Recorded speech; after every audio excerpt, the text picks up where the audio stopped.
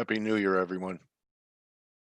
Thank you, Kevin. Same to you. Sala, yes, the interview begins in 1 hour.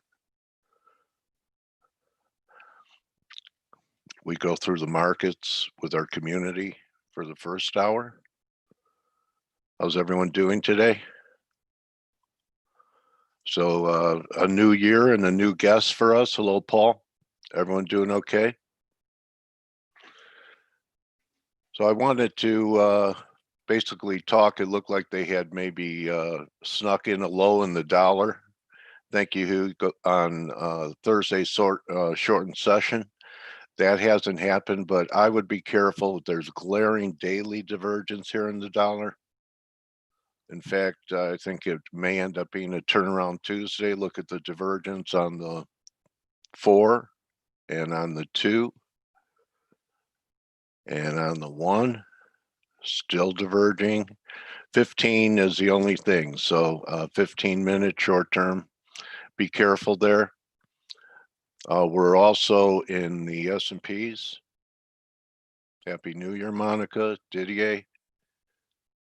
When you look at the S&Ps, they're a little bit stronger than NASDAQ here. See NASDAQ. S&Ps had made a new high on Thursday before New Year's, right here. While it took some sharp dollar weakness for the NASDAQ to do it. So this could be a turnaround Tuesday short up around 13,000. And the metals, of course, went bananas. Silver threatening this breakout. We'll see how it closes.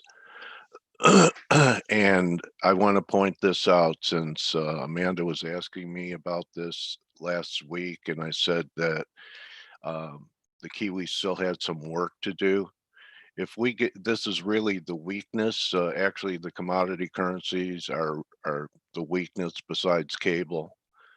Cable losing some momentum despite the fact that there are no EU taxes on feminine napkins, may I say. So the Brexit's big benefit was no taxes on, you guys know what I'm talking about. And the weakness really, when you think about a weak dollar, and you think about strong equities, crude made a new high and diverged pretty dramatically. So with the metals all screaming and the dollar under big pressure, euro on the verge of making a new high that will not confirm as well on the 4 hour. And look at where cable failed right from this 1.272 fib extension up around 137 coming off now. So potential for a reversal day, maybe even, I know it's early, potential reversal week. So I am looking for reversals in a lot of different things this week, not for, anything major, just corrections. I think that we can have a correction in the S&Ps as well. I know I've said that before, but this is what I'm thinking here, is that we get some type of 10% correction here. If we take out 36, and I know it looks like it's a long way away from it, arithmetically, say we top at 38. So 38, and we break down under 36, we give you 34. And then one more rally into next year up around 4,200 would be the arithmetic target if we break to 34. I know that's a long way away, and maybe I'm wrong, which wouldn't be the first or last time. But I'm looking for turns in the dollar and looking for turns in equities and looking for some turns in some of the weaker currencies. In fact, the whole board, even though euro is leading the way, is not going to confirm on almost every time frame. Here's the 2 and we're not at new highs yet, even though the dollar is, and the one. So don't get too bared up early in the year.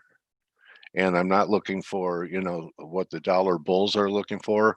But what I think can happen is wherever we get this low here, maybe it's 89, maybe it's right now, is that I'm looking at a monthly off number here. So here's the monthly, and then I'm going to turn it over to Blake. But for the dollar to reverse, it would have to close above this monthly close, which is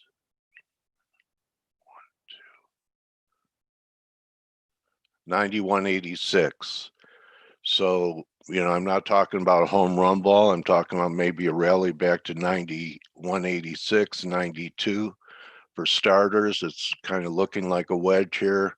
And maybe we can turn this thing this week. I think there's a possibility of it now happening.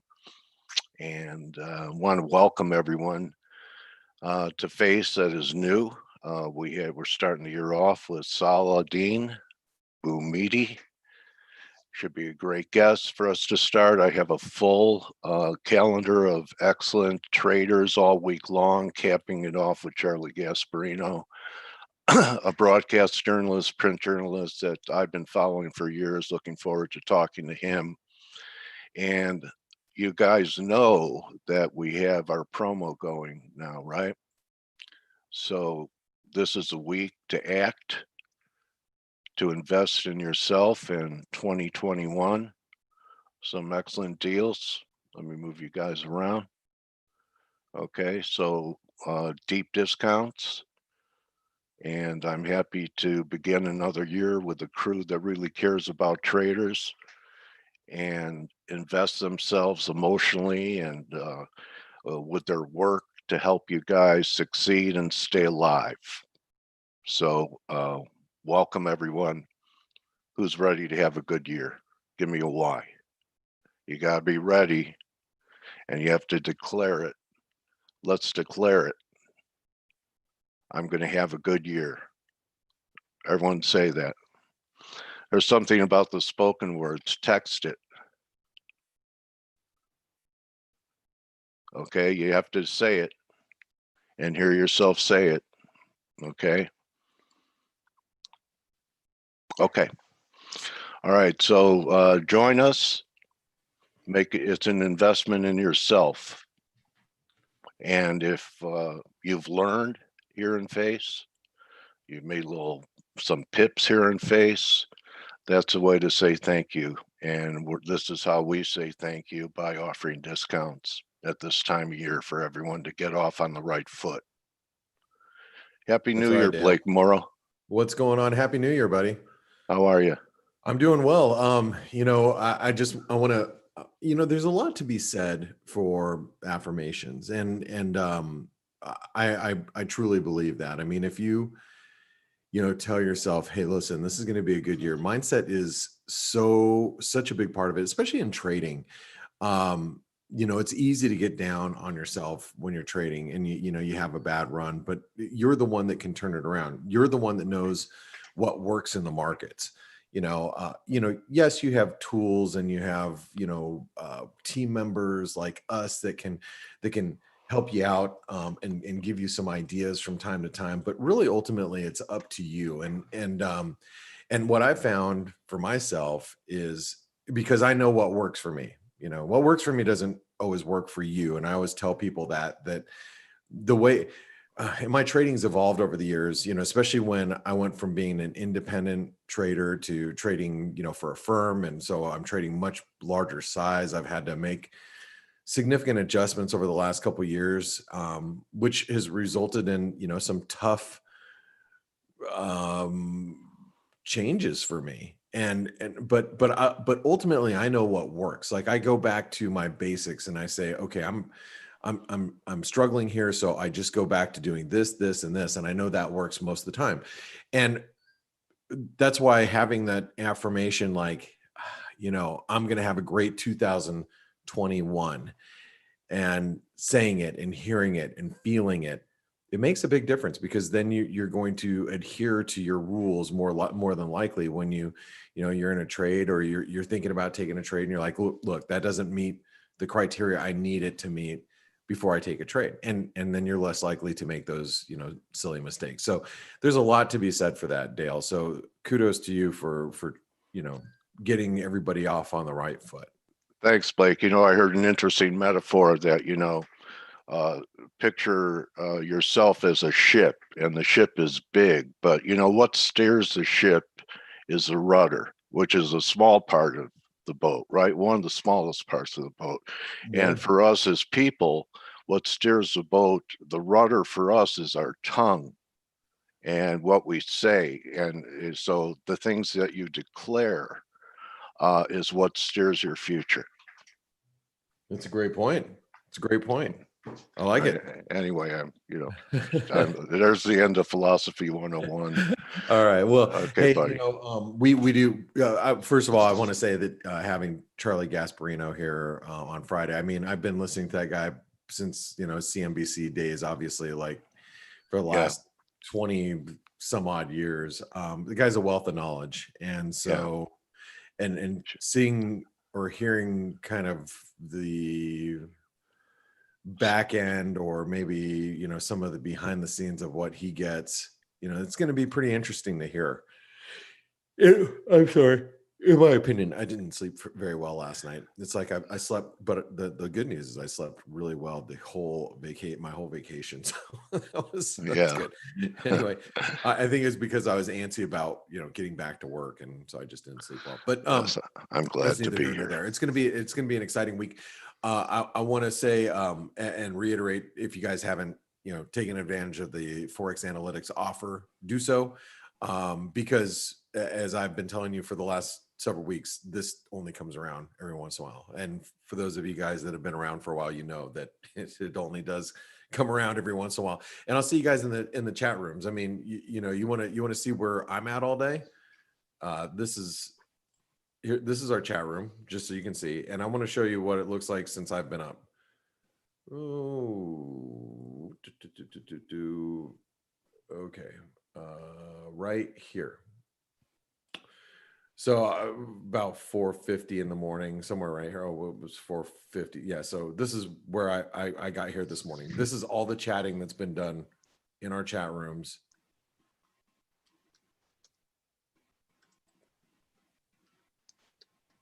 since this morning. And that was less than 2 hours ago. So if you guys want to, kind of know what happens in the Forex Analytics community, that's it. If you want to know how to get there, it's that little button right here next to your icon. And so, yeah, you want to be where we're at all day. That's it. And then on top of that, you get all this great technology that Forex Analytics offers, as well. And we did upload a lot of the charts, because we have updates that have gone through in a lot of these currency pairs. I mean, look at the Aussie, as we're, struggling at this, 77.40 level. And let's talk about some of these pairs right now. So the euro just hit new highs overnight. And we've gone a little bit further than I thought. I thought we would stop somewhere in the 70, 80s, but we're at 123.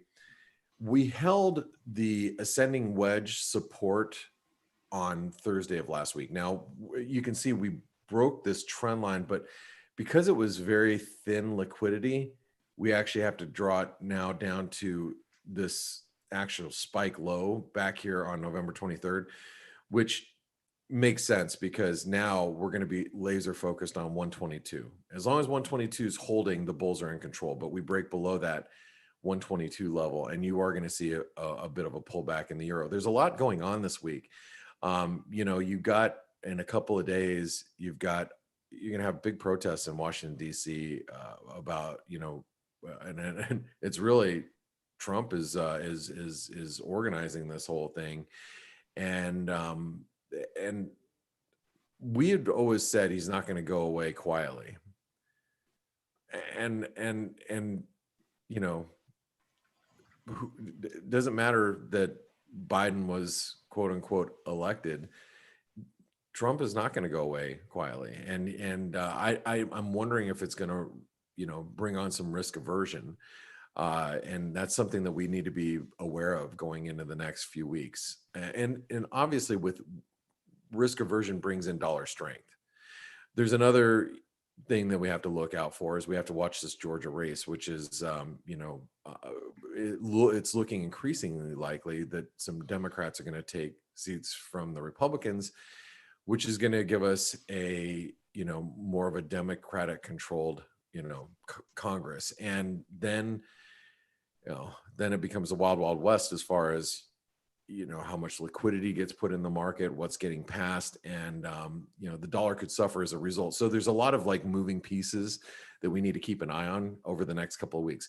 Obviously, I'm just going to be watching price action and let the market kind of guide how I deal with this market. But I mean, and then one other thing that I wanted to mention, I mentioned this on my tweet, and then we're going to go into the charts. We're going to go into the bias charts. So, well, let me pull up the bias chart really quick. If you guys are new, which most of you aren't, and most of you have been listening here for 5 years, longer, whatever. We go through this bias chart every day. What I don't talk about every day is I don't talk about cryptocurrencies. Steve, hits them sometimes, and obviously Dale brings on a lot of folks that cover crypto. And one thing that I have to say is that we've been bullish Bitcoin and Ethereum for a long time. I mean, for a long time. If you look at our analysis, the basic technical analysis tab, which has been green, has been bullish for quite some time as we've broken out. The thing is right now is Bitcoin does look like we are going to start a little bit of a pullback, and that's why I wanted to pull it up today. I'm looking at Bitcoin rallying above 30,000, and as long as we hold above 30,000 and 20, it's really 28,000 that I'm most concerned with right through here. I think it's bullish, but we might be at risk of a little bit of a pullback, especially if we break back below this trend line here. And this is a 4-hour chart, so you guys can just kind of see what I'm doing here. For those of you that trade crypto, I have a feeling that if we break back through this, 27,000, you're going to get a lot of the fast money coming out of crypto. Now, it'll most likely be really quick, and any move back down to the low 20K level, so 20,000, 22,000, probably find buyers. And I would not expect us to stay down there long. So you have to be on your toes if we do see a move like that. But the way that we've been moving, I think it is, it's possible. And then you look at it, Ethereum's had this great move, but we are at a 78% retracement of the long-term move. Okay. A pullback in Ethereum back towards the towards the $600 level would not surprise me in the least bit based on the volatility that we've seen.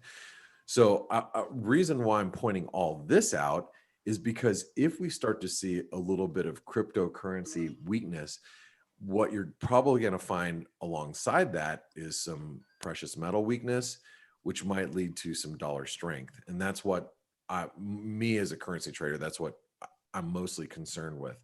Am I bearish cryptocurrencies? Hell no. I actually would love to buy Bitcoin at 20K. And I might actually buy some at 20K if we dip down there. I just, the question is for me always, how do we get down there? How long does it take to get down there? And what's the price action like when we get down there for me to be a buyer? I think it's going to be a quick dip. And if you're not around with bids in there, might pass you by really quick. If for some reason we just kind of grind down there for the next 2 or 3 months, I might have I might have a different opinion on how I approach cryptocurrency. If it takes us a month or two to get down there, but we eventually grind down there, I might second guess that, decision. So again, it's 20K seems like a great place to be a buyer as long as volatility continues to stay high. But I'm more concerned about how the market starts viewing like riskier assets and how it starts to view the dollar. So Anyway, those are my thoughts. Hey, Dale, before I continue on some Yeah, analysis here, I don't know if you stepped away, but I'm here. oh yeah, do you have any thoughts you wanted to bring before I start on the analysis of all these majors? No, I just really looking forward to another year with the team. In April, it'll be year 4 for Face, and I what I felt, I now know that this is the best team, collaboratively and individually, um, and we put on the best webinar, free or paid, on the net, and I'm just glad to be part of it, Blake. You know how some people that become subscribers say, "Oh Yeah. God, I'm so glad I found Forex Analytics." Well, you know what? I feel the same way. Awesome. Well, thanks, Dale. It's great to have you here. It's been, 4 years of Face already. That's a lifetime in this business. And it is. So glad you've been with us this whole time. Yeah. I heard some comments about Bitcoin. I see some of your guys' comments, and like I said, several weeks ago, you guys might recall, I said it's probably going a lot higher. The reason why, retail's not so much involved anymore. I'm not getting the calls, and you're not Yeah. seeing the people before that you were 3 years ago that were calling you around Christmas time, called me at Christmas time when Bitcoin was at, just below these levels or wherever. And they're like, I'm going to, should I be buying here? And, I had actually my nephew's mom calling me. Yeah. I was like, huh? I'm like, you, you you work for a pharmaceutical company and, and you don't know anything about cryptocurrencies. What are you doing calling me? And so, when I got those calls, I was really concerned 3 years ago. And as I told you guys 3 years ago, I'm like, you guys don't want to be buying cryptocurrencies up here. But, over the last year, I've been more constructive on the price action. Um, and this right now, you're not seeing, and I had teenagers coming to me 3 years ago, telling me that they're buying cryptocurrencies. That's not the case right now because everybody got burned 3 years ago, all those people. So yes, now it is the big money that's stepping in and buying cryptocurrency. I do think that this move is real, just from a more of a macro perspective, or a positioning perspective. I'm sorry. Macro too, people, it might become more mainstream. I still think that regulation is going to be an issue moving forward. Um, and so that's something that obviously you have to be keenly aware of, because that's what that would cause a major turn, is when you start to see, governments crack down, you know, to what extent they can, who knows. But anyway, let's get into the currency charts right now. So we have an ascending wedge with the euro dollar. Obviously the market was falling on, and this is the euro, this was on Thursday, as we slid towards support, and we've gained all that back. Obviously there was very little liquidity on Thursday the 31st. The markets recovered. Problem will be is if we can't scale new highs, then we stop making higher highs. And so I think we have to watch the resistance at 123.10. Okay, so 123.10 is resistance. We are still bullish while we're above that trend line, obviously. Support right intraday. I'm going to say intraday support's going to be back down here. So intraday is going to be 122.60, 122.60. Yeah, I think that's going to be good support on the way back down. Okay. And then below that will be obviously 122.15. I'll have to write that too. All right. The cable. So the cable's been trading heavy all day, and we are at really critical support right here for sterling bulls. Just so you guys know, this is it. I mean, this is the trend line. It is slightly descending, slightly. This is big support, this 136 level, and below 136, we could realistically see a move down to 135 and a quarter. Now,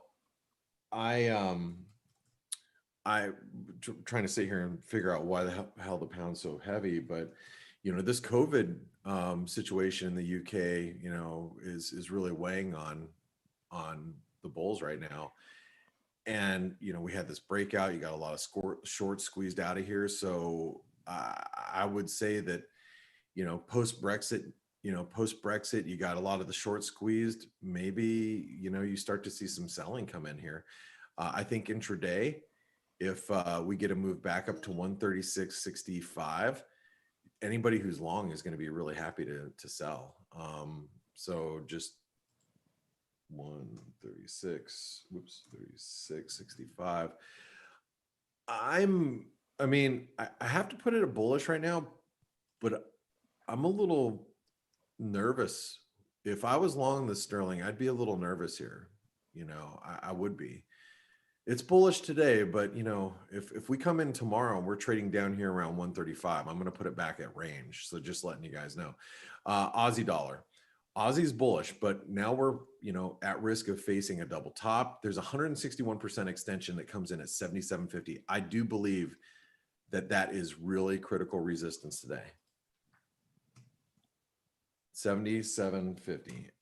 I don't even know if we're going to see it, but I have a feeling if we break new highs, it's going to be very brief.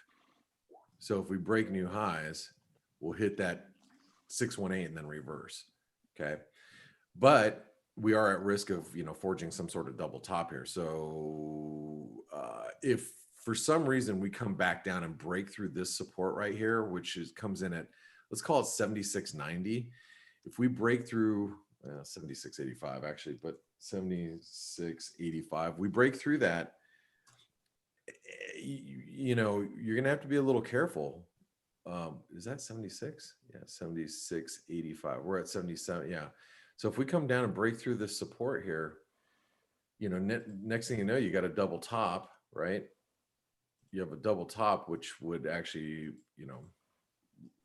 whoa, I didn't mean to do that, would lead us towards the breakout point here. That's, again, I'm not saying that's going to happen, but I think we have to be a little careful, forging some sort of double top here, especially if the dollar starts to rally back. And you're seeing it rally against a lot of different currencies, which I'll get into some more of them here. Kiwi is trying to make a lower high. That's a problem if you're bullish. Support right now is going to be 71.70. It is bullish. And I try to explain to everybody here all the time is, look, being bullish, the Aussie or the Kiwi, it is bullish. We are in a very strong bullish trend. There's no doubt about it. But that doesn't mean that I'm always going to be long. I trade counter trend. But it's important to know when you're going counter trend. Like if I'm bullish the Aussie and I decide to short it, I'm going to take a little bit smaller position being on the short side because I know it is in a bullish trend. Same thing with the Kiwi. If I could be on the short side today. I'm not right at the moment, but if I wanted to, I just know that we're in a strong trend. So I'm just not going to be super aggressive being on the short side of the Kiwi. All right. Support is 71.70. Resistance. So actually 71.70 right there.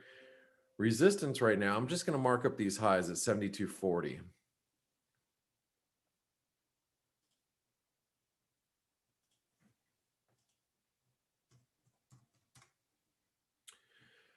Now, this is an important currency to watch.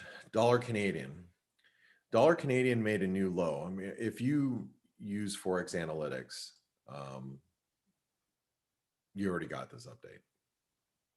Okay, and you guys know that I'm playing this right now. We got a false breakdown when it broke back above 127 today. That's a false breakdown.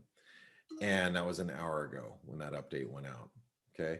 So this move below this low has now created a false breakdown. So that is extremely important support today, 126.65. And resistance would be this gap fill here at 127.55. And I'm going to write down resistance as being right there, 127.70. So 127.70 and 126.65. And you guys know I've been in range with the Kiwi or with the Loonie, and I'm going to keep it that way. The reason why I'm going to keep it that way is because when we came out of this, 161% extension, out of this descending channel, that break higher and squeeze, that's pretty impulsive. And so I think this is a big range. And that's why being short down here doesn't make any sense to me. There's other things to play dollar weakness against. And the Kiwi or the Loonie, excuse me, is not one of them in my opinion. Dollar Mexican peso also held its support. 1970 is really key. I think intraday, a move back above 1985 would be, 1970, 1985 would take us back to,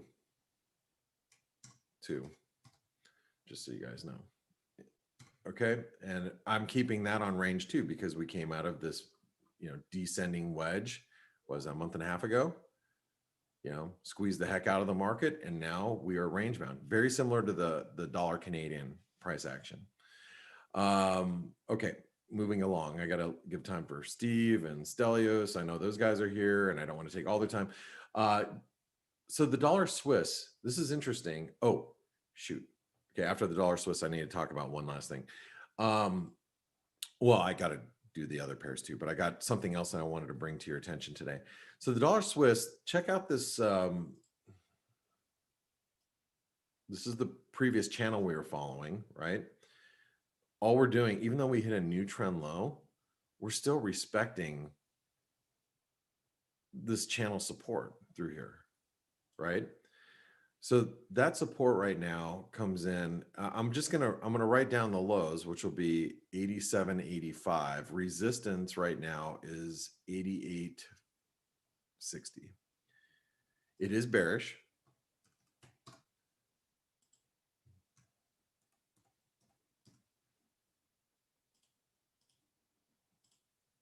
But just keep in mind that 87, I said 87.75, right? Okay. US dollar, Norwegian krona, descending channel, same thing as the dollar Swiss basically. But again, we have to just be a little careful if we break 865. So support today is 847.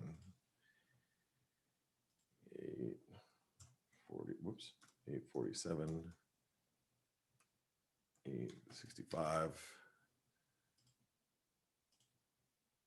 It's bearish. Okay.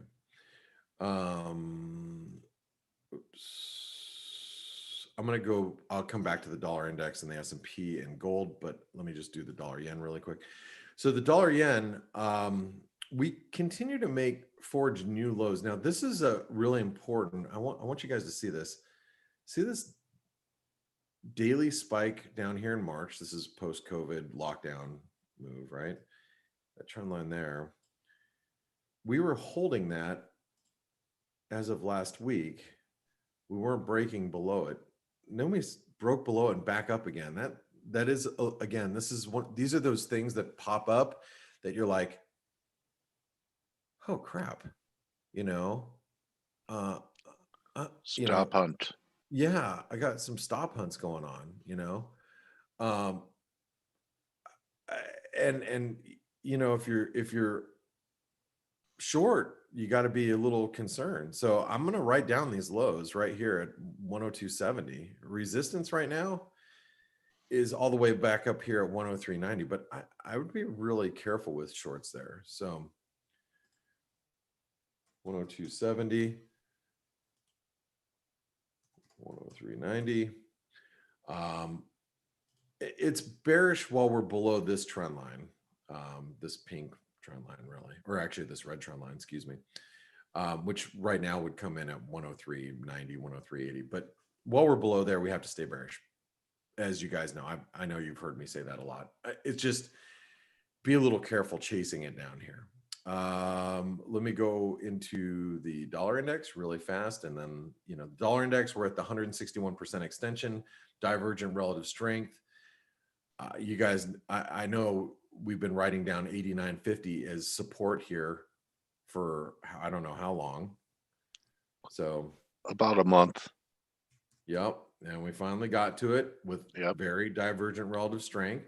Yeah. 161% extension of this move. So now if we get back above 89, so basically 90, a squeeze will probably happen. So you guys got to be careful with that. It is bearish. And then I'm going to say good morning to Stelios and Steve. Good morning, guys. Channel resistance. Good morning. Hey, Morning. Stelios, how's it going? 3,800 would be channel resistance. Let me get rid of this. And support intraday will be 37.18 or 37.20 really. So 37.20, 3,800, it's bullish. And then we're going to wrap up with gold. And Stelios, gold and silver are ripping this morning. Yep, they are. They're ripping without me, I'm afraid. Oh, without you? Yeah, That's it's a bummer. okay. So I think the silver just broke the 127% extension, actually. Yeah, we did. And we just actually took out those recent highs. So gold, I mean, gold's hitting new high. I mean, this is, one of the things that's going to keep the dollar weak is when you have precious metals moving. This is an 88% retracement right now on gold. And nice work by Steve Volge on the 2021 blog, being bullish of gold on the verge of a breakout. Good call, Steve Volge. All right. Well, Steve should be here. I am here. 1900. Just writing down support here. 1900.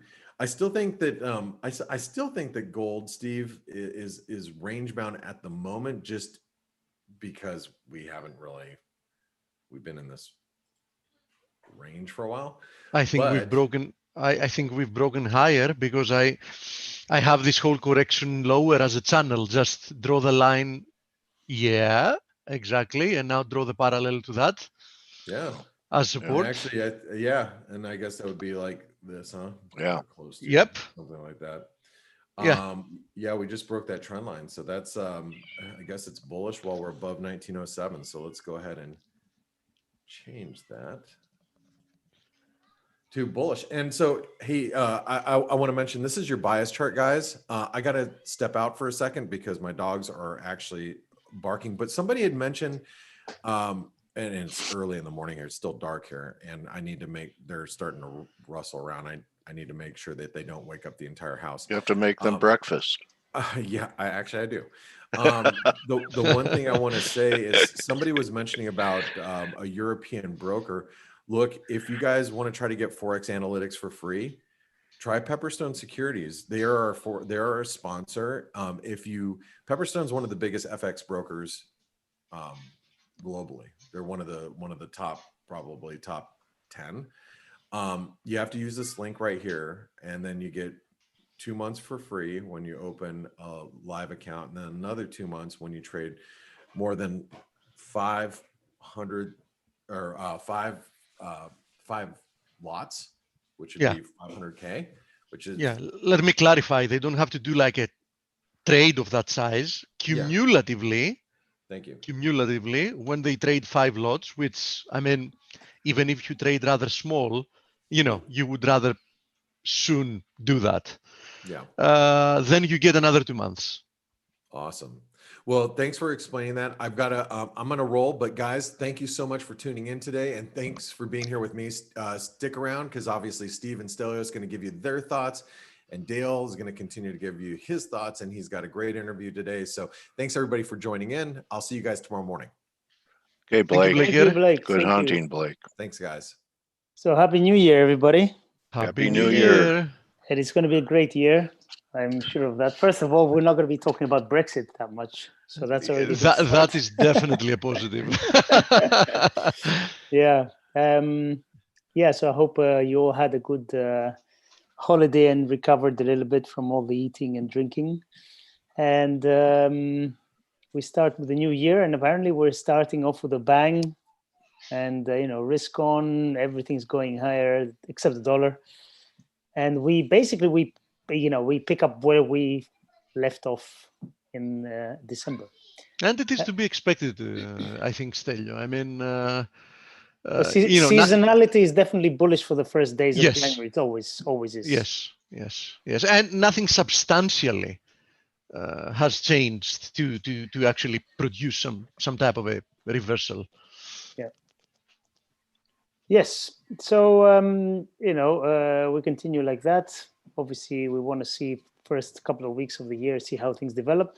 But overall, nothing's changed. We have the vaccine being rolled out in quite a few countries now for COVID. Although I was reading, I don't know if it's a fact or not, but I read somewhere that scientists are saying that these vaccines are not effective for the new strain, how you call it, new strain.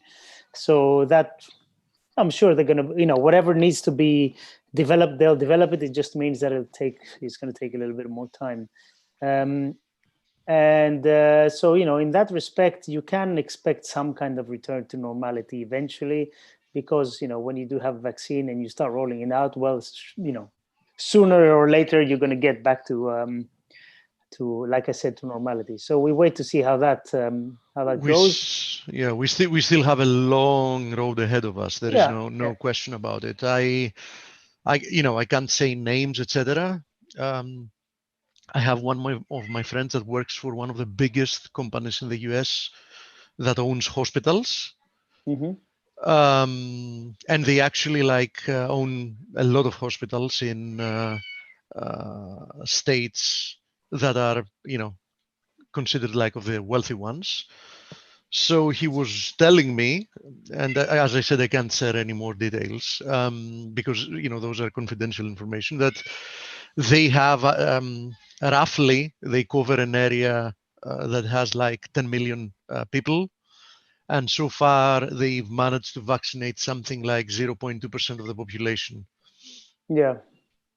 And that's big news if the vaccines are not effective against the new strains. They're not saying that publicly here yet, Stel, but, I think a lot of the euphoria going into year end with Pfizer and Moderna, and, we're going to have infrastructure spending and the Fed at our back. The most important thing, I think people may be, like Steve saying, a bit too optimistic about these vaccines, especially if it doesn't work against these strains. It could. Even if it works, my point is that the rate of vaccination, and if you remember, slow.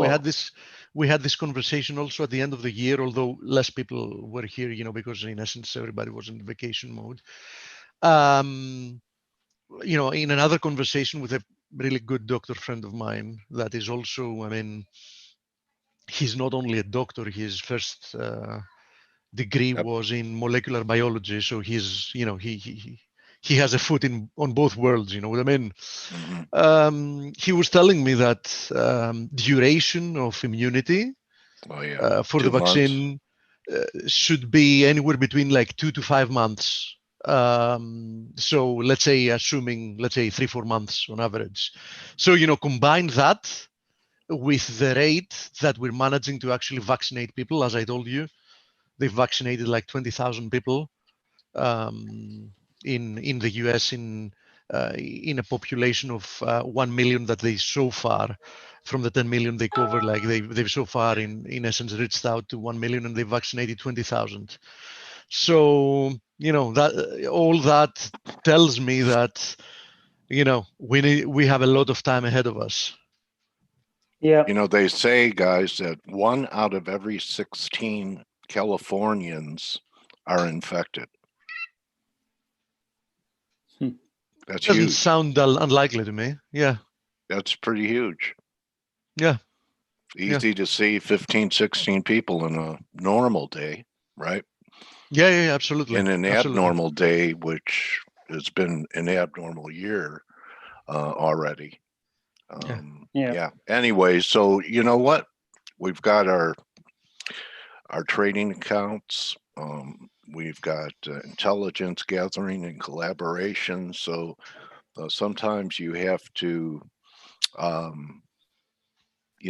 see what's offered to you. And what's offered to us right now is still to be able to trade, generate revenue, and, gives us, you should stay focused because this is one of the only activities you can do unless you're, like Steve and can go to the beach in the winter in Greece.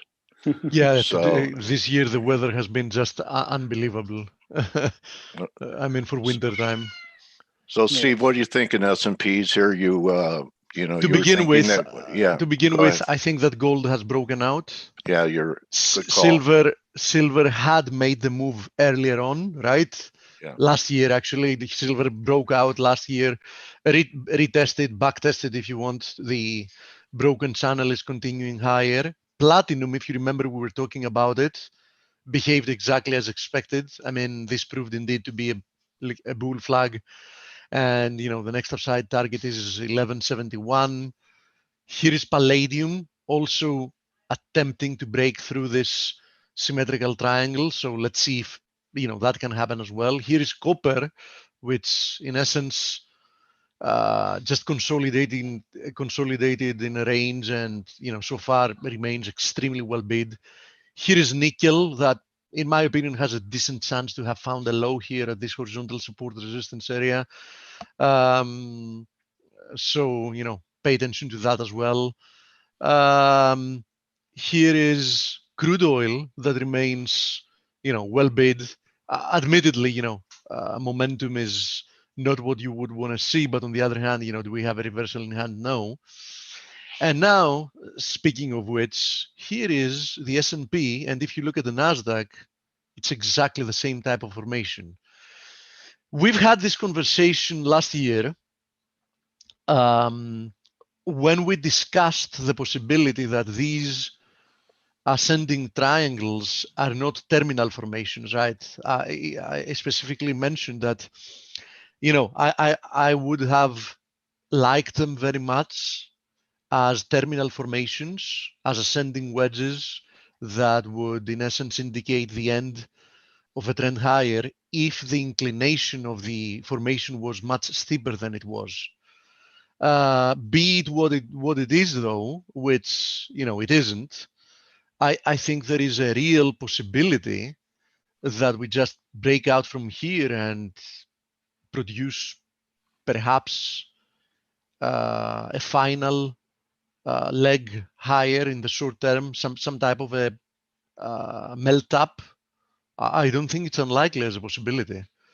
So keep that in mind. In any case, I would not try to fade this trade. At the end of last year, when we had this reversal and we had the recovery, I took a very a very cautious short position as a short-term trade because the risk reward was amazing. I mean, the risk was very, very minimum, and it didn't work out. And since we didn't manage to actually have follow through in what looked like a nice reversal candle there, as I said, we're starting the new year. The first days, at least of January, are, as Stelios said, historically and bullish, and seasonality favors the upside. And who knows, we might see a melt up here. So be very, very careful. I would really not try to fade this. Here's also the DAX, if you want to have a look at a European index. Here's the DAX, which is currently, I'm zooming out so you can see, so which is currently trading at all-time highs. Here's the FTSE, far away from the all-time highs, but still looks rather nicely. Perhaps another consolidation that's going to break to the upside. So for the time being, and if we also have a look at the DXY, there it is. For the time being, there is nothing here on the charts that tells me that we should be trying to fade the the theme that we had during the past couple of months of the year, not until something substantially happens. At some point, there's going to be a trigger to squeeze people out, because a lot of people due to FOMO are going to be jumping in.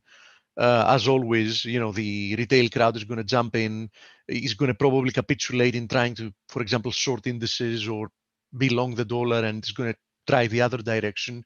And probably when they do that, it's going to be the totally wrong time to do that. But until that happens, I think you shouldn't be trying to fade any of that. I don't think you should be long the dollar. I don't think you should be short the indices.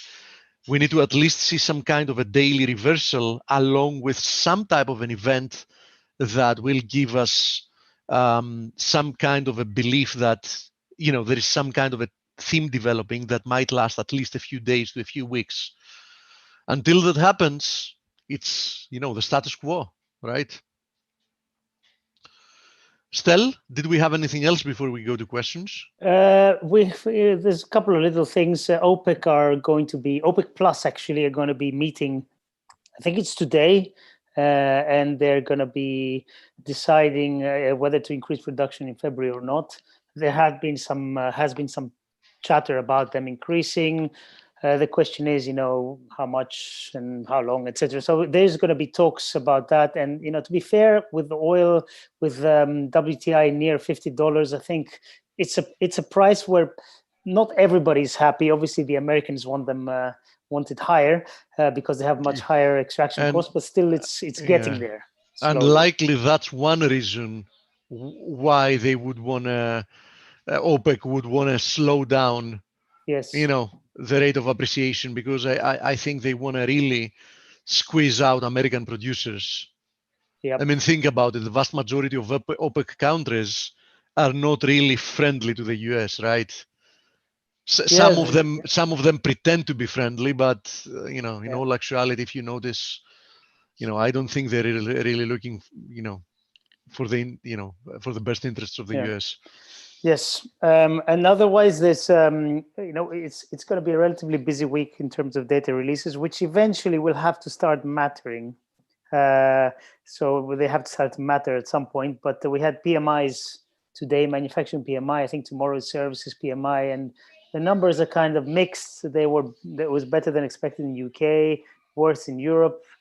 Better in Switzerland. It's a bit mixed, but overall, we're going to see some data, and obviously we have payrolls on Friday. Mm-hmm. The first non-farm payrolls number of the year. I bet there's going to be fireworks there. But let's see if the mother will care about it to begin with. I mean, we might see some fireworks having to do with the number, but will the market care? I don't know, mate. I mean, the market in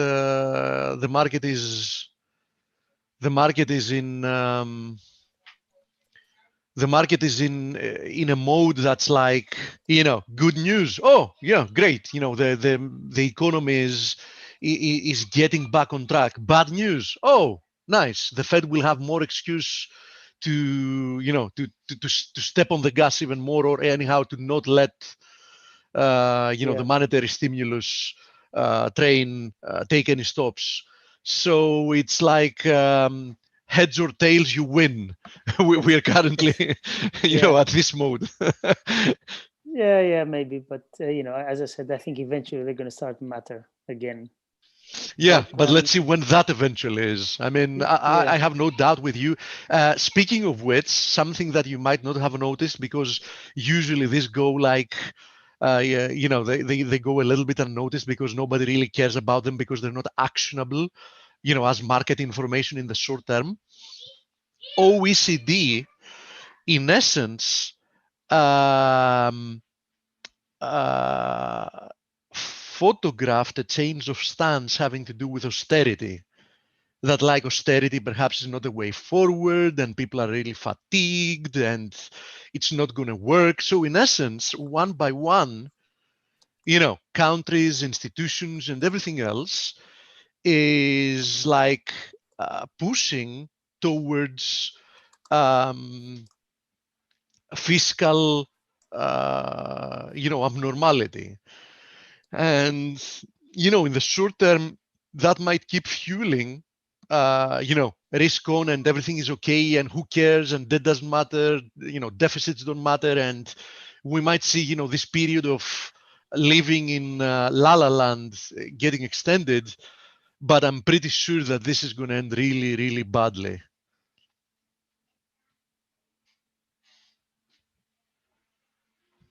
Okay, buddy, you there? I'm waiting for Stelio. Sorry, I'm here. I just had my daughter asking me something. What was the question? No, it's okay. Don't worry about it. Okay. So natural gas, by the way, since we also pay attention to it, once again, coming closer to the moment of truth, found support at this beautiful confluence of the 61.8% FIB and the 200 daily moving average, attacking this channel once again. Listen, I remain quite convinced that this is a corrective move lower. And as everything that has intrinsic value, I think that it's a matter of time for natural gas to explode higher as well. So because we have friends frequently asking about natural gas, my bias remains bullish. Let's see if we can break out this time. Okay. Now let me go through some of your questions, guys and gals. Mark is asking if you're long silver, Stelio. If you're still here, by the way. No, I said I'm going to be long on a weekly close above 26.50. I think we closed 26.39, something like in December. So I'm Somebody waiting. else. I think Yeah, I will go ahead, mate. I think I will start getting long. It will depend, but yeah, I think early next week I'm going to probably start.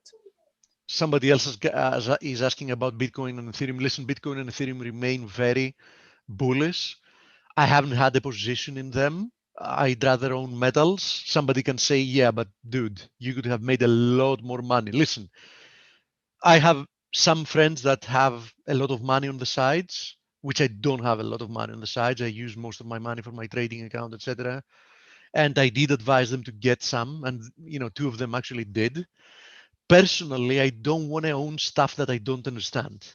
I mean, I do see, and I kept seeing that they're very bullish, but I don't want to own stuff that I don't understand. For me, any price of Bitcoin makes the same sense. Bitcoin at 5,000, Bitcoin at 10,000, Bitcoin at 100,000 is the same thing, if you ask me, because in my opinion, they're equally logical. Okay. Now, this is a market, right? It's all about demand and supply. So yeah, it can go to wherever it wants to go. But as most of you that have been listening frequently, you know that my background is, in economics, and I may not be trading based on fundamentals because they don't give like triggers, but I prefer to trade, in the direction that fundamentals tell me to do so. So personally, I can't get myself, buying stuff that I really don't understand, and I believe that they have a chance of also going to zero. Okay. So I do think that at some point we're going to see a very sharp corrective move lower, perhaps even back to 20,000 in Bitcoin, if we're referring to Bitcoin, right? Which is probably going to be a nice, buying opportunity, right? But personally, I'm not going to get involved, right? And here is Ethereum, which as usually is trading with a lag to Bitcoin. Now look at this formation, by the way. And this is another example why I'm saying watch out with the S&P. You see, this formation is very similar to what we have to the S&P. Yeah. Exactly. So that's why, because I've seen formations like that, many people try to interpret them as ascending wedges that will lead to a reversal. But as I said before, and Ethereum here gives us a nice example, be careful, because when the inclination is not really steep, these type of formations can actually produce, a vertical move. Blow off, yeah, out of them. Throw-over blow-offs. Yeah. So, be very careful with that. Dale, I guess it's time for the first interview of the year. Am I right? Yeah. And new year, first time guest. I'm really looking forward to speaking to Sala. He was recommended to me by Mandy. Everyone knows Mandy, and Mhm. I'm just going to get Sala. I'm going to get you set up now. Mm. And thank you, Steve. We're gonna kill this year, bro. Let's hope so. I mean, I think it's going to be an interesting year. Yes, it already is. All right, so Sala, I'm asking you to unmute. I want to welcome you to our community. Welcome to Face. I'm Hi hoping you. guys, Hey, Sala, I hope welcome. you can hear me and Can hear you, and Happy New Year to you, my friend, my new friend. And the green box lets you share your screen. yes, sure. And first of all, thank you so much being invited here. I followed the first time this webinar and it's really, really informative. I'm actually started as a Forex trader, of course, and still be favorable with Forex, of course. And this is the webinar that I will definitely join, not the last time. So it's really, really interesting. Really nice, interesting ideas, which I really love. And this is what I want to share with you, first of all. Well, I appreciate that. And like I said, any referral from my prior guests like Mandy, I always extend the invitation. And I want to take you back in a time machine, Sala, because I know where you're at right now. You're out of Germany. You're Right. with IG. You said you used to focus on FX. Why don't we go back to perhaps what was your first position in the trading business or investing business, and tell us about your origins and how you ended up from point A to point B. Just a little bit about that. Yes, yes, of course. So just like you said, I am living in Germany. I am the head of markets at IG for Germany, for the Netherlands, Switzerland, and Austria. So actually here in the central of Europe. I'm trading more than 15 years now. This is my experience that I have. I started actually with trading a stock, which is Infineon in Germany, which is almost 15 years ago. Starting really with no experience. I didn't had any person that was already involved in trading that I know. So I really started from the beginning. Step by step, I also was interested in economics. I studied economics. I have a master's degree in economics with specific on quantitative methods and capital market theory. So this was something that I wanted to gather more information about, not just because to get a degree for myself in trading, because I always recommend to everybody who is listening here or who is starting to trade, education is the key. And you need to really take out the greed out of you and start to learn.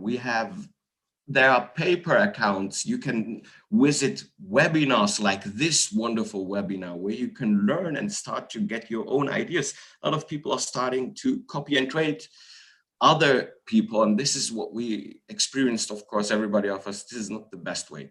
Get your own way and learn. I had so much time. I'm still learning and trading. Everybody of us it's a never ending endeavor. story. Exactly. Yeah. And the success gets better and better.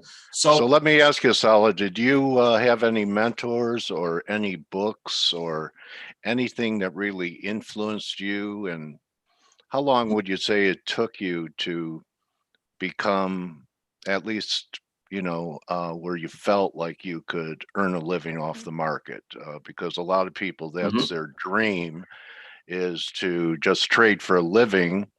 And people have asked me, Dale, can I trade for a living with 10,000? And I said, yes, if you want to live beneath an underpass. So why don't you tell us about who influenced you? And then I want to get into something proprietary that you've come up with, kind of the Sala Dean Bollinger Bands, which you call the Boumidi bands, right? So Mhm.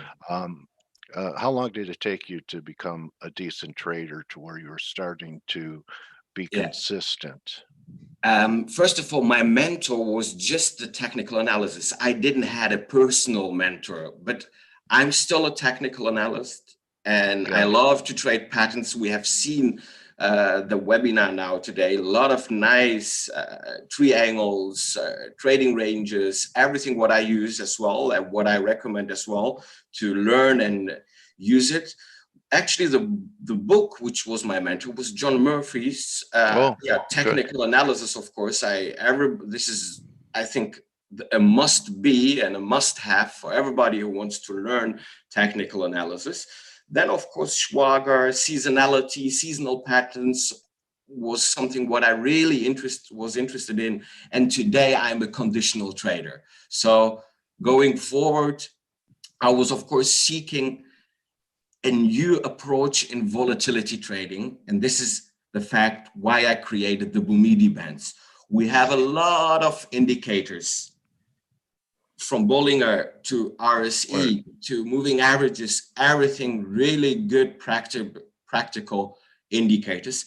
But what I was feeling like, where is the implied volatility? There's no indicator who was, taking into account the applied volatility, kind of. And my approach was creating a kind of Bollinger Bands. I met Bollinger also in Switzerland and talked about my ideas, which he really motivated me and said it's a good idea. So I started to say, look, could we create a kind of Bollinger Bands, not with historical volatility, with implied volatility, meaning taking the VIX or taking the VDAX in Germany, taking for gold traders the OVX, which is the gold price volatility, for WTI. So there are a lot of underlyings where you could apply the implied volatility on a bandwidth. This is what I do. Okay. Maybe I already shared my screen, and I think there you go. Pictures show more than 1,000 words, definitely. Yeah, you do. And on TradingView, this is maybe one example for the DAX. It's already implemented by me here in TradingView. You can see the lower Boumidi band and the upper Boumidi band for each day. And so the major difference between Bollinger Bands and Boumidi bands is it's not past volatility, it's implied volatility. Correct. That's the difference. This is the major difference that we see and have, of course, and which is by calculation, of course, the biggest difference between Bollinger and Boumidi bands. But really nice is also a combination, because if I would just put the Bollinger bands into this chart, you would have the historical and the applied volatility. And we know from scientific papers, what I also tested, the implied volatility always overstates the historical volatility on historical view. So we could also see some mean reversion, finding some stops. I say always the Boumidi bands, the upper and lower band, are invisible support and resistance that we don't see if we just use technical analysis or fundamental analysis or just price action. So we can identify some really nice levels. And this is what I always say. You have three scenarios with the Boumidi bands. Either we are testing the band like we did today, and at the end we close in the bandwidth. So this bandwidth is 86%. Maybe just showing you something really interesting. Here is the calculation.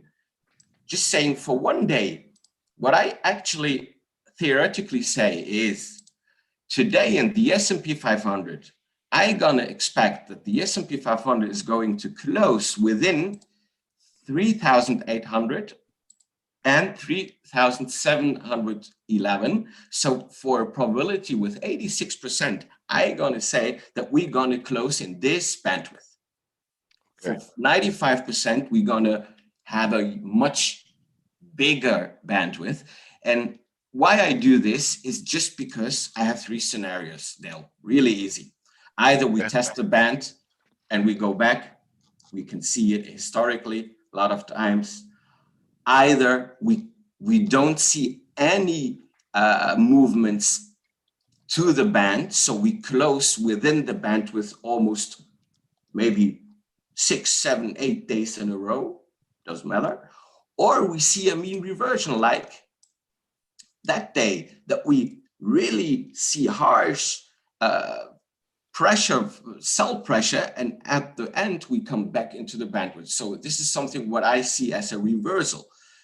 And you have a lot of possibilities to trade it. Either you trade, for example, CFDs, or you take a future on it, or you create an option strategy where you say, I'm going to trade the bandwidth, because historically said 85% hit profit rate is that you're going to stay in the bandwidth. And it's actually a normal distribution, and it's adapting the normal distribution. What I like is, even in Corona crisis 2020, we have seen that the Bermuda bands are working, and they give you nice signals and shows that normal distribution, even if we have irrational mark movements, can be on the long end still adaptable on markets. Okay, so when you use options and you have a band range, do you put on strangles where you'll sell the puts underneath the band and sell a strike above the bands, looking for it Wonderful. to stay within the bands? Wonderful, Del. Really nice explained. Absolutely, that's it. Okay, Taking the And- premium. right. Okay, and let's say, I have an expression that, options are like relationships, 90% of them expire worthless, but you still need some money management for Mhm. when the ranges are blown out. And, it's like picking up nickels on the sidewalk for a year, and then all of a sudden a steamroller comes. How do you handle risk management being an option writer with your bands? Really nice. Either there are two, I'm still in research and development of this really good strategy. But what I do, either you close if you just hit the band, just to reduce your risk, because you have unlimited risk, like you said. Really nice that you really mentioned that. Either you close because you know the profit rate or the hit rate is so big that you will get the days back. So trading in days, saying like, I need 2-3 days back in the bandwidth that I get the loss back. But this is not a risk management, what I would say. I'm hedging with other products if we break through. Okay. You got a lot of reactions in my Twitter stream by showing how important, I believe it was the first 5 trading days in January are. There's that expression, as January goes, so goes the rest of the year. So what are you looking at here? Do you have to get like a week's full of trading? And then some people look at each candle, or whether it's a bar or a candle, represents a month or so of future potential direction in the market. Tell us how you use your early January trading activity for possibly forecasting or giving you biases for a little longer term. We talked about it, and I just tweeted it, I think, the day. Yeah, you got a lot of very good response on that. Exactly. And how I actually traded, this is something, I'm a conditional trader. And last year it was awesome. I mean, I had an interview on the Amsterdam Stock Exchange. One journalist asked me, I think this week, a year ago, Salah, what will happen this year? What is your vision? I said, we are in an election year. Election years are good equity years. And the 5-day effect of January was positive. So there's nothing to say. We will close higher at the end. There was Corona, of course. I never would know that or recommend it. And at the end, we have been in the plus. So what I do, to make a long story short, I will check the 5 days, the next days. And if we close higher, first of all, I take a long-term trade. I take, for example, with IG Turbo 24s with a really small leverage, where I would say, okay, we close higher than the first day. So this might be a positive thing that we go higher because we have, interest rates are at zero. We are printing money as hell.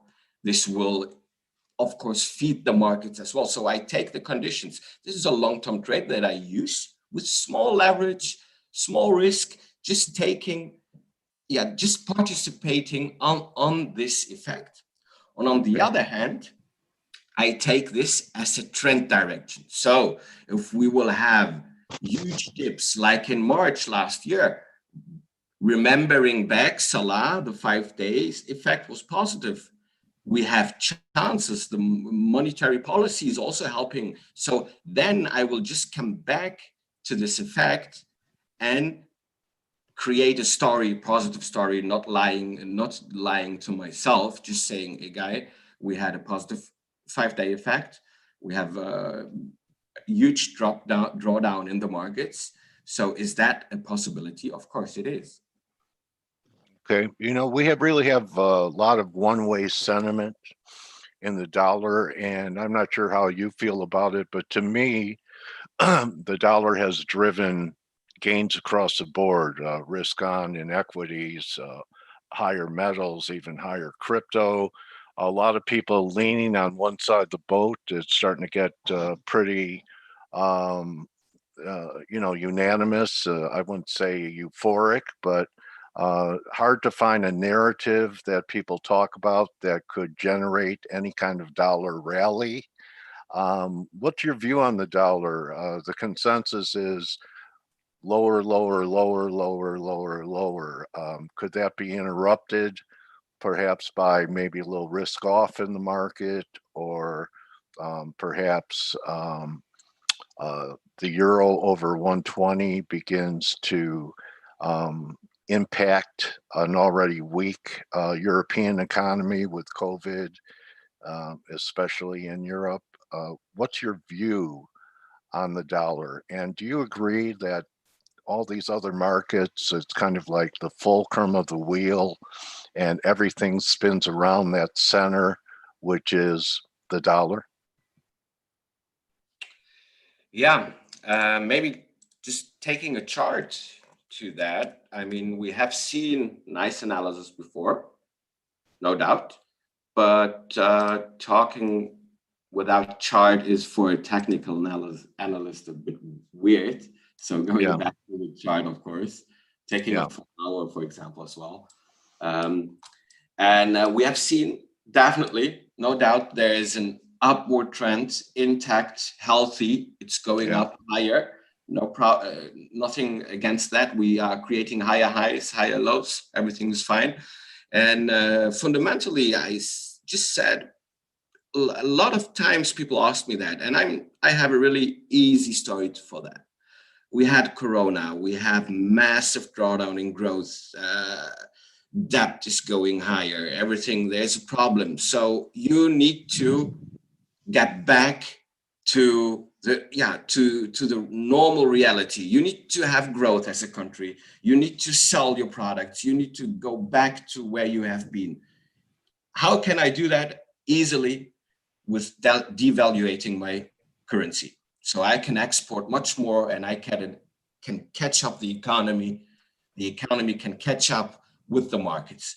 So just easily said, from just a really fundamental thing is, I think it's really good for the dollar if it still devaluates, because in this year we need help from stimulus, from other economical power or growth levers, which I would say, and this is something what will definitely give the dollar much more drawdown potential. I think the British pound as well. For me as a European guy, the problem is we are between those both currencies. If they both will still devaluate this year, would have a strong impact on the euro. So we can go shopping in US much cheaper. But on the other hand, we will also have problems because, as you know, Germany is an export nation. And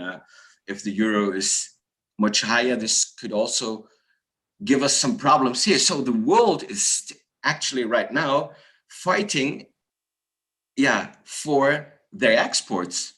So if the Beggar dollar, thy neighbor. Yeah. So yeah, this has been going on for a long time, and the dollar is really probably the best sacrificial lamb to keep things going. As you look here, we are in 2021, and I know that most analysts for major brokerage firms like yours, like IG, kind of have a look ahead into 2021.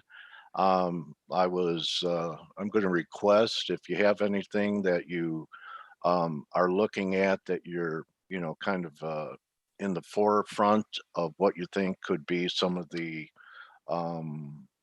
bigger trades or even trend changes, if you see any coming, or is 2021 going to be same as it ever was? Continued trendy. risk on, continued dollar weakness, and everything go up because of dollar weakness. So we are in uncertainty. In the time right now is really uncertain, to be honest.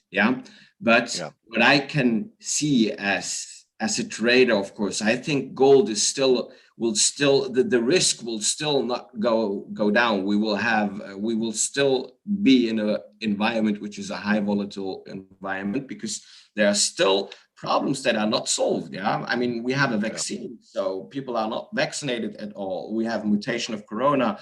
The trade conflict between US and China is still ongoing, maybe now in the background, but not as before. So there are a lot of conflicts that can raise the volatility, can raise uncertainty. But I think gold is still a safe haven that will be bullish as well this year. Are you okay? So gold's going to be a safe haven, and as far as looking at your Euro chart right here, Salah, do you use RSI, or you just it just happened to be on your trading view charts? Thank you. I use RSI, and I use the RSI a bit different than maybe generally, like the general standard. I use a 34 period, which is a Fibonacci number. Oh, interesting. And I made a statistical analysis, especially for Forex, because I was starting with Forex, that I have a frontier, which is 84.5. You put in 48.5. Sorry, exactly. Excuse me. That's what you put in. You put in 48.5. 48, exactly. Yeah. 48.5, which is correct. This is my border, let's say. So interesting. If we cross from below to the upside, it's saying to me, these are bullish signals. So in this time, we are above 48.5. Never turned down once it turned up. Very interesting number. Exactly. And this was, for example, my really easy signal. I mean, look, I teach a lot of traders because I love to do that, because I was also a teacher on university, and I like to help because I didn't have the help before. I was creating everything by my own, and I know how difficult that is and how much mistakes you are going to do. And of course, mistakes are good. If they are not in real money, you can learn from it. But I want to avoid people from all the mistakes that I did easily. So, of course, I use it as a signal saying, hey, look, like Del said, it's the first time that I'm going up. Is it significantly? Yes, much more. And he pulled back to that 48 number and just cleaned up. Which was always a buying signal as well. If you go back, and we have seen here the moving averages that have also, like the moving average 55, also a Fibonacci cipher. So you see, I like numbers, Fibonacci numbers, 21. Exponential moving average, but the 55 was always Okay. support, which gave us signals combined with the RSI. So looking on the Yeah. RSI and Eurodollar says we are still bullish, and we don't see, at least if we fall below 48.5, 48.5, sorry, that there is still a healthy positive trend. Let me ask you this, do the non-confirmations of the RSI since early December, when it was confirming the move with the RSI, both momentum and price, making new highs, and then the last couple highs, like December 20th, it was a lower peak in RSI, and then the highs we made last week in the euro was even lower than that. So you have like two non-confirmations on the 4-hour. To me, that's at least a warning signal about being long as momentum continues to deteriorate. Do you interpret it that way? Correct.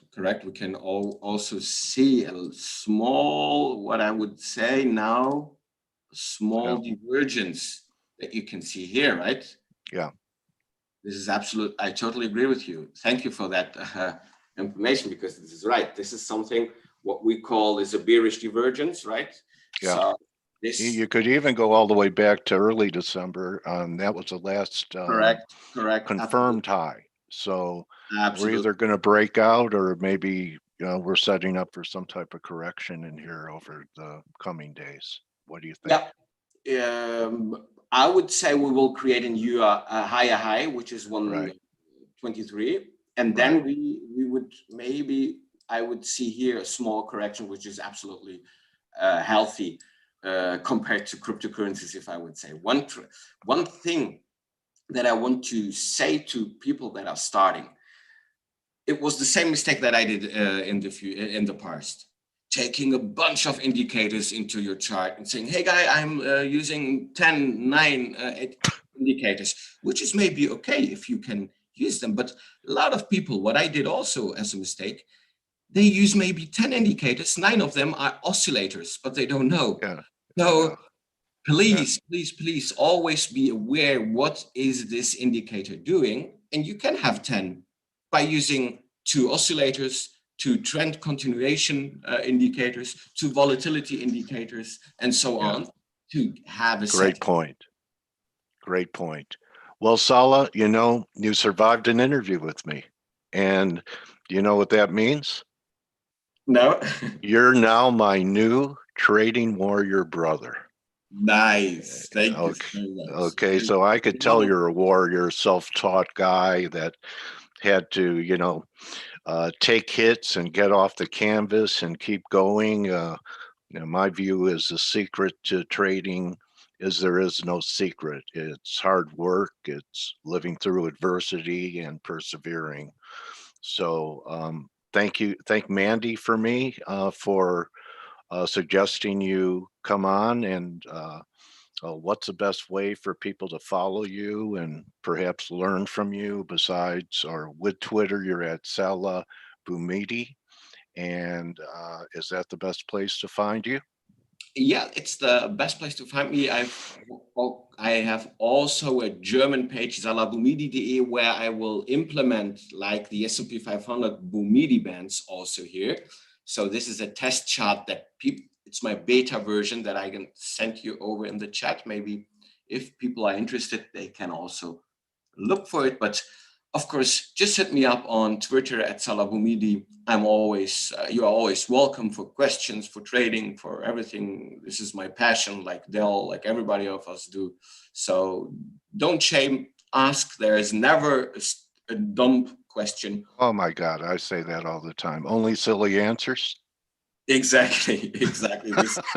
I knew we were kindred spirits. So I want to thank you very much for kicking off 2021 in face and bringing us, I learned from you that 48 on the RSI is very interesting, and your Boumidi bands are very interesting, and really glad that our paths crossed. And I already have you scheduled for March. So we'll be seeing you again in the spring, Sala.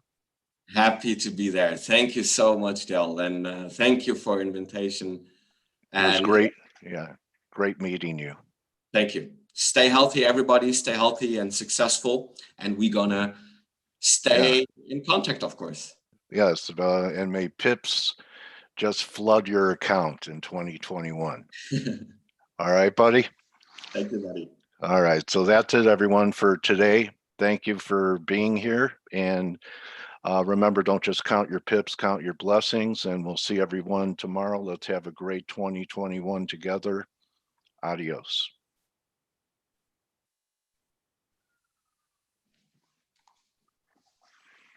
So, I don't know why it's just saying leave. See you guys. See you. Goodbye. All right, Sala. I'm Thank you, trying Sebastian. to, I'm trying to close it, but I don't know what's going on. Hold on.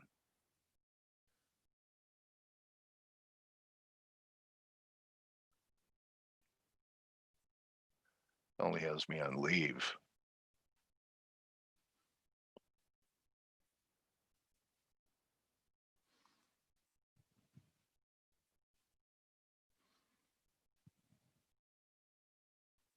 All right, everyone. See you tomorrow.